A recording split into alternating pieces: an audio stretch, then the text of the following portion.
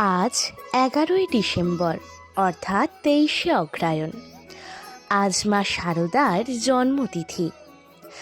আজকের এই বিশেষ দিনে মা শারদার বিশেষ বিশেষ বাণী আপনাদের সামনে তুলে ধরব। তবে বলবো অবশ্যই ভিডিওটি দেখার আগে জয় মা শারদা লিখতে একদমই ভুলবেন না। পারলে চ্যানেলটিকে সাবস্ক্রাইব করে রাখুন আরও এমন ভিডিও দেখার জন্য। তবে চলুন শুরু করি। মা শারদা বলেছিলেন যে ঠাকুরের শরণাগত হয় তার ব্রহ্মশাপেও কিছু হয় না। ঠাকুর একমাত্র রক্ষাকর্তা, এটি সর্বদা মনে রাখবেন। এটি ভুললে সব ভুল, ঠাকুরকে ডাকলে সব হবে। ঠাকুরের কাছে যা চাইবে তাই পাবে। তিনি আরও বলেছিলেন, ভাঙতে সবাই পারে, গড়তে পারে কজনে। নিন্দে ঠাট্টা করতে তো সবাই পারে, কিন্তু কে করে যে তাকে ভালো করতে হবে তা বলতে পারে কজনে।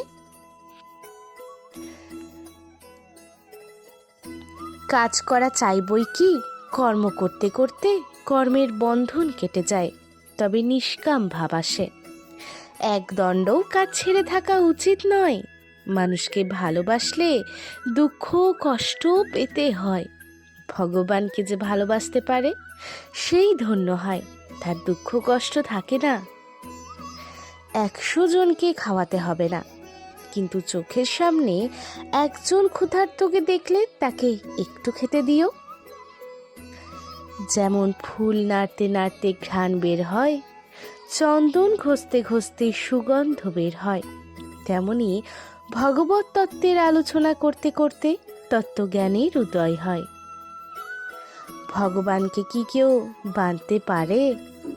তিনি যার কাছে ধরা দেন তার কাছে নিজে থেকেই ধরা দেন।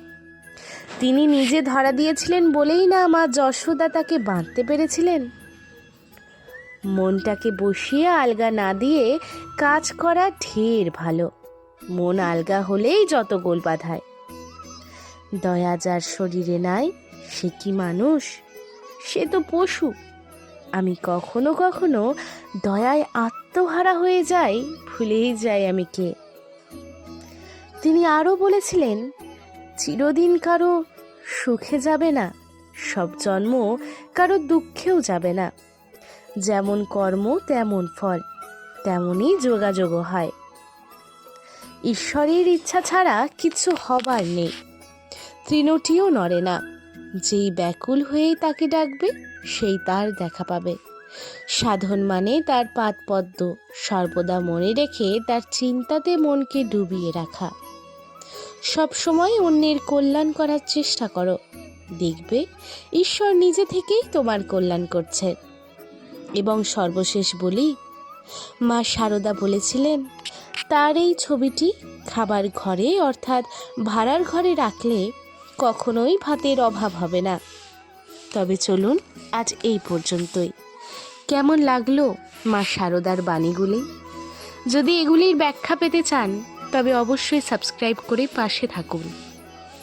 আজকে মা শারদার জন্মতিথির দিনে সকলে ভালো থাকুন এবং থাকুন ভক্তির সাথে।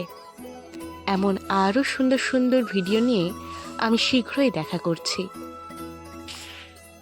জয় মা শারদা।